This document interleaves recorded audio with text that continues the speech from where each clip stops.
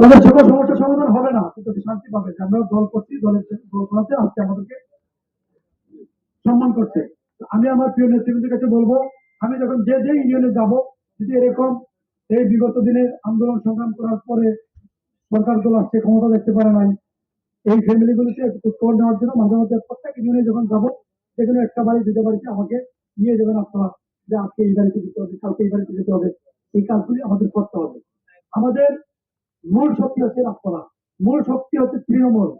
আজকে হয়তো আমি এমপি হয়েছি, আমার পাশে ইউনো আছে, ওসি আছে, ডিসি আছে, এসপি আছে, সব ঠিক আছে, কিন্তু এই দিন না, দিন পরিবর্তন হবে, আবার এই জনগণের কাছে যেতে হবে, আবার এই নেতাকর্মীদের কাছে যেতে হবে। প্রত্যেকটা মুহূর্ত, প্রত্যেকটা বিষয় আমাদের মনে রাখতে হবে। যথাযথ সবাইকে সম্মান করতে পারছি না, যথাযথ সবাইকে মূল্যায়ন করতে পারছি না, তারপরেও আমরা আমাদের জায়গাতে শুরু করতে চেষ্টা করবো সবাইকে মূল্যায়ন করার জন্য, সবার পাশে দেওয়ার জন্য। হতাশা হওয়ার দরকার নাই।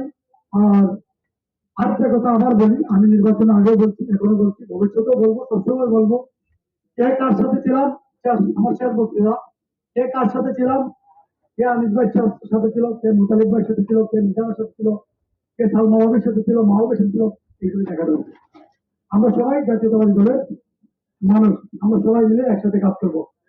আর আজকে কষ্ট করে আসার জন্য আমি আন্তরিকভাবে আনন্দিত। আরো যদি মাঝে মাঝে আপনাদেরকে কষ্ট দিতে পারি, তাহলে আমরা আরো আনন্দিত হব। আর এখন যদি বৃষ্টিটা আসে, আমরা বৃষ্টিতে ভিজতে পারি, তাতে আমি আরো বেশি আনন্দিত হব। সবাইকে ধন্যবাদ।